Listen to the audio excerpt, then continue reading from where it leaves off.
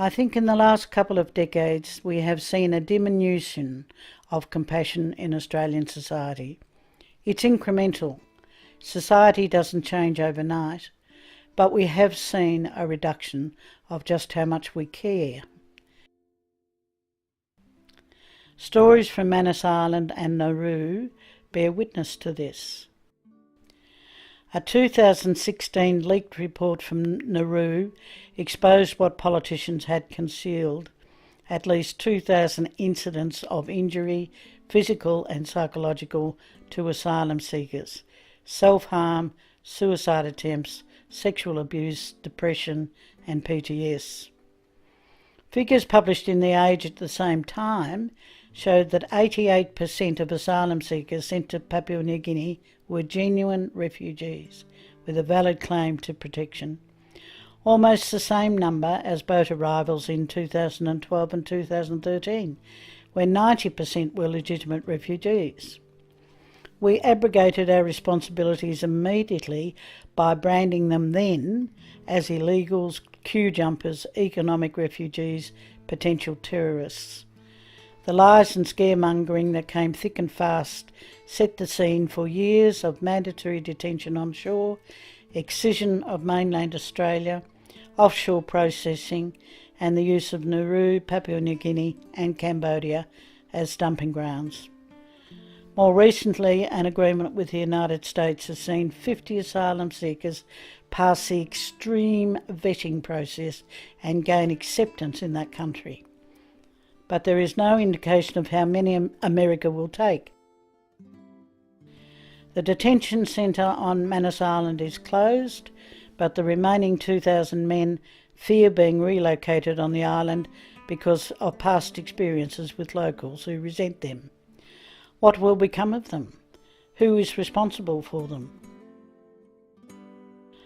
So I am continuing to speak out.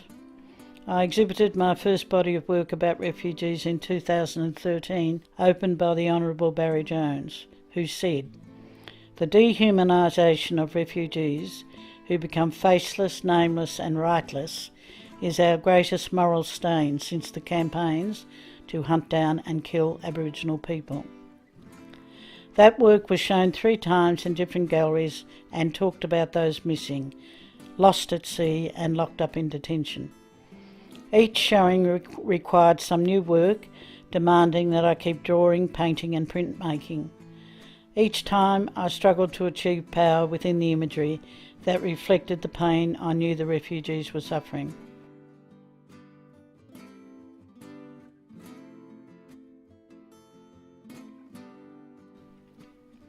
In my last exhibition, Let Us Call Out Our Beautiful Names became the theme. I drew dozens of anonymous portraits, visages of men and women and children who might look like those behind the wire. Their eyes, of course, were so important because they hold the pain, don't they? They hold the desperation, the pleading, the non-comprehension about why this is being done to them.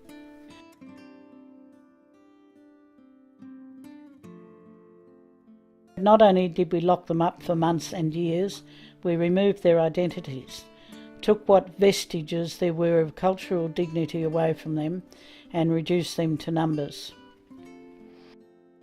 Then I researched the names from each of the races of incarcerated people. I found male and female names and some of their meanings, and did indeed find them beautiful. But the names had to be separated from the portraits, because that is what we've done, isn't it? We have deprived them of their names, separated them from what cleaves them to their birth country, their mothers, fathers, brothers and sisters, and leaves them totally adrift. I grieve for asylum seekers. I grieve for my country.